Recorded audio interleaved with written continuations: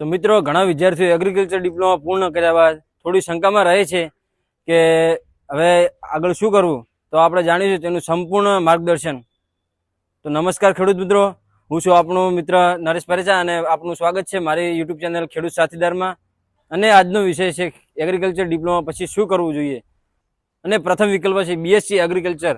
જો તમે BSc એગ્રીકલ્ચરમાં skill વધારવી હોય અને ખેતી સાથે વધારે માહિતી મેળવવી હોય તો બીએસસી એગ્રીકલ્ચર એ શ્રેષ્ઠ વિકલ્પ છે.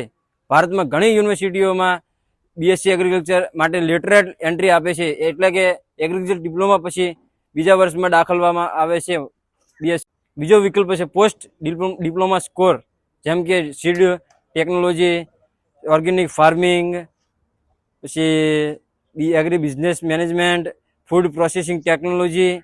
આ પ્રકારના કોર્સ એગ્રીકલ્ચર ફિલ્ડમાં નવી તક આપે છે.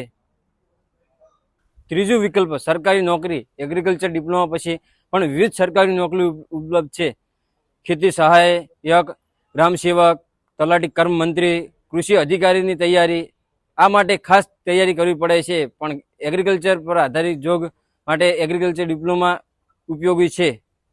ચોથું વિકલ્પ પોતાનો બિઝનેસ શરૂ કરવો.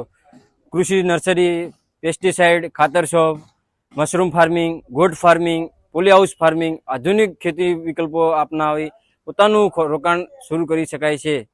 પાંચમું વિકલ્પ પ્રાઇવેટ સેક્ટરમાં નોકરી. ફર્ટિલાઇઝર કંપનીઓ, બીજની કંપનીઓ, ફૂડ પ્રોસેસિંગ, કૃષિ સહાયકાર. આ ક્ષેત્રમાં પણ એગ્રીકલ્ચર ડિપ્લોમા ધારકો માટે સારી તકો છે. તો મિત્રો, એગ્રીકલ્ચર ડિપ્લોમા માત્ર એક જ શરૂઆત છે. તમારી મહેનત, પ્રેરણા અને યોગ્ય દિશા સાથે તમે ખેતી શ્રેષ્ઠમાં ઉપયોગી હાંસલ કરી શકો છો. સાચો નિર્ણય છે સફળ જીવનનું કૂંચી. તો મિત્રો, વિડીયો ઉપયોગી લાગ્યો હોય તો લાઈક કરો, કોમેન્ટ કરો અને ચેનલને સબસ્ક્રાઈબ કરવાનું ભૂલશો નહીં. તો આભાર.